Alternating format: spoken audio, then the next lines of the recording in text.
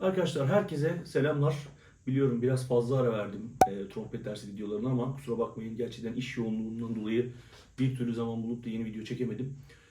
Şimdi bundan sonra artık yavaş yavaş video çekmeye çalışacağım elimden geldikçe. Hemen lafı uzatmıyorum ve konuya geçiyorum. Bugün çok fazla mesaj geldi diye özellikle bu konuyu anlatmak istedim. Bugün ağızlıklarla ilgili konuşacağız. Hem ağızlıkların çeşidini konuşacağız. Ağızlık nedir? Ee, Kaç farklı ağızlık vardır? Bunlara biraz giriş yapacağım. Ve en temel ağızlıkla ilgili 5 öğeden bahsedeceğim size. Bunlar nedir?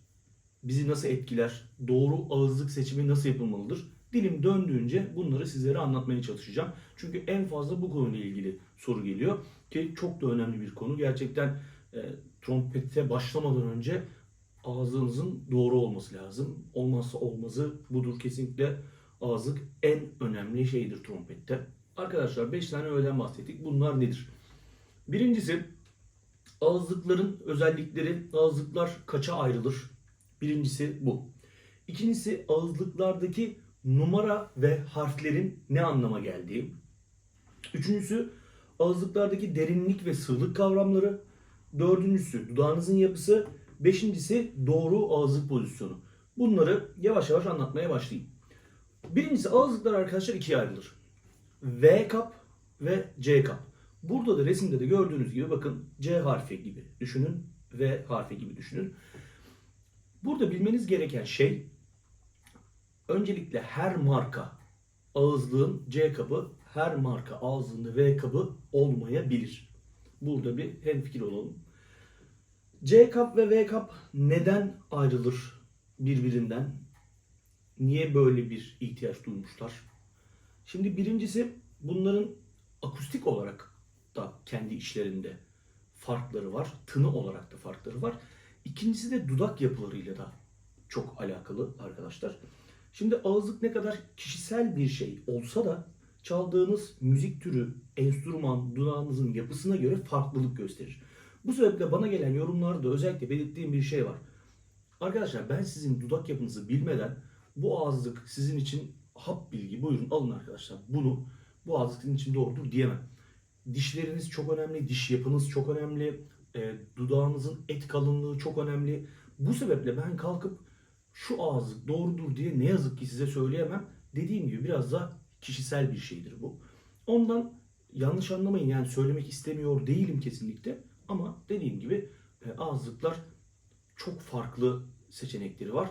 Biraz böyle ağza alacaksınız. Öyle bir gün iki günde de hemen anlamayabilirsiniz. Bazen bir hafta iki hafta çalmanız gerekir ağızlığı. Öyle de anlayabilirsiniz. Onun için böyle doğru ağızlık hangisidir diye gerçekten sizin denemeniz lazım. Biraz bakmanız lazım. Şimdi trompete yeni başlayan arkadaşlarım için de şöyle bir durum var. Ya zaten bir tane ağızlık var. O da 7C. Genellikle trompetlerin içinden 7C çıkıyor. Şu ağızlığı alın, bu ağızlığı alın, bunu alın, deneyin diyemiyorum. Çünkü zaten ağızlıklar da kendi başına neredeyse trompet kadar fiyatı olan ağızlıklar var. Özellikle bu uzak doğu sazlarının fiyatları kadar ağızlık fiyatları da, bizim kullandığımız ağızlıkların fiyatları da aşağı yukarı o kadar olmuşken ben size kalkıp işte 3C alın, 5C alın, 2E alın, 3E alın diyemiyorum. Ama size şöyle bir şey söyleyebilirim. En azından bu ne kadar doğru, ne kadar yanlış tartışılır. Fakat biraz da olsa faydası olduğunu düşündüğüm, arkadaşlar 7C çok benim kabul ettiğim bir ağızlık değil. Dudak yapısıyla çok alakası var. Tekrar söylüyorum. Fakat genelde 7C çıkıyor. 7C yerine belki 3C, Bach 3C, belki 1,5C, dudaklarınız çok çok inceyse 5C, ama 5C'den daha küçük bir ağızlık olan 7C'yi ben çok fazla kullanmanızı tavsiye etmem. Numaralar küçüldükçe bu arada ağızlıklar büyüyor arkadaşlar. Eğer alacaksanız Bach'ın 3C ya da 5C'sini ya da 1,5C'sini, 1C'sini, bunları kullanabilirsiniz. Bunların da yamağda karşılığı farklıdır. Yani Bach'ta 3C, yamağda başka bir rakama, başka bir harfe, başka bir isme denk geliyor. Onu da eğer bulabilirsem, size o skalayı gösteren bir not bulabilirsem onu da ekleyeceğim videoya. Birincisi, böyle bir durumumuz var ağızlıkla ilgili. Bilmeniz gereken iki tane çeşidi olduğu, V kap ve C kap şeklinde olduğu ve size uygun ağızlığı gerçekten deneyip deneyemiyorsanız da en kötü 7C değil de 5C, 3C, 1C, 1.5C şeklinde Bach üzerinden konuşuyorum. Birinci sorumuzun cevabı bu. İkinci sorumuz, ağızlıklardaki numara ve harfler ne anlama gelir? Arkadaşlar 1, 3, 5, 7 gibi karşımıza çıkan rakamlar rim, yani bu halka dediğimiz ağızlığın çapını ifade eder. Sayı doğrudan çapla ilgili, harf ise derinlikle ilgilidir. Yani 1, 3, 5, 7 bu çapın genişliği ve darlığı ile alakalıdır. C, E, B gibi harfler de kapları ifade eder. O kabın şeklini ifade eder. Buna ek olarak da yine resimde gördüğünüz ağzın içindeki tam havanın geçtiği hava deliği, o boğaz dediğimiz kısmın da kendine ait ölçüleri vardır. Yani ağızlıklar bu kadar değişkenken anlatmaya çalıştığımda aslında tam olarak buydu. Ben size doğru ağızlık budur diyemiyorum. İşler gerçekten bu kadar seçenekliyken doğrusu budur demek çok sağlıklı bir yöntem değil. İkinci sorudan da şunu anlıyoruz. 1, 3, 5 gibi karşımıza çıkan rakamların rimlerin çapını, halkaların çapını ifade ettiğini, sayıların doğrudan çapla ilgili, harflerin ise derinlikle alakalı olduğunu. Üçüncü bir soru, ağızlıklardaki derinlik ve sığlık kavramları.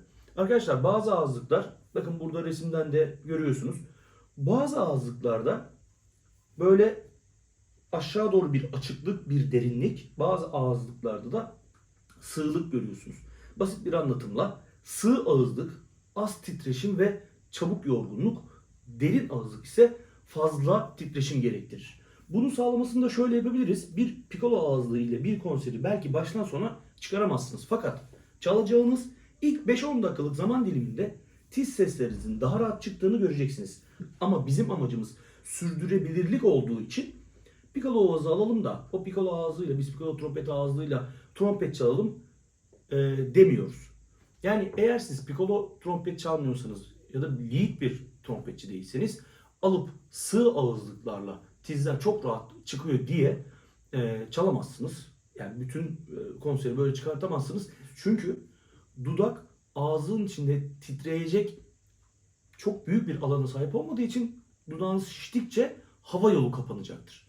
Bunun için tiz bir ağızlıkla alıp bir bütün konseri çalayım, rahat rahat tizlere çıkayım gibi bir şey söz konusu değildir. Arkadaşlar 4'e geçersek, 4'te şöyle dudak yapısı. Şimdi bazılarımızın dudak yapısı gerçekten böyle çok etli dudaklara sahip. Bazılarımız daha ince dudaklara sahip. Durum böyle olduğunda da yine ağızlık seçiminde kendi vücut anatomimize göre de bir ağızlık seçimi yapmamız gerekiyor. Eğer kalın ve etli dudaklarınız varsa kullandığınız küçük ağızlık sizi mutlu etmeyecektir. Bunun tam tersi de tabii ki küçük dudaklarınız varsa da kullandığınız büyük ağızlık sizi mutlu etmez. Bunun da nedeni şudur. Daha küçük bir iç çap daha az titreşime izin verir. Daha geniş bir iç çap daha fazla titreşime izin verir. Nedeni dudağın ağızlığın içinde daha rahat hareket etmesidir. Çok derin ağızlık tizleri zorlaştırır. Çok sığ ağızlık ise orta ve pes seslerin çıkmasını daha da zorlaştırır. Ne çok sığ ağızlık kullanmak ne de çok geniş ağızlık kullanmak. Onun için işte ortalama bir şey olsun diye 3C mesela ya da 5C ya da 1.5C bence kullanılabilir diye düşünüyorum. Yani dudağınız ağızlığın içinde hem rahat hareket edecek, birincisi bu, ama rahat hareket edecek diye de gidip çok geniş böyle korno ağızlığına kaçan, trombon ağzına kaçan böyle çok büyük ağızlıklarda kullanmayacaksınız. Yani bunun bir ortası olması gerekti.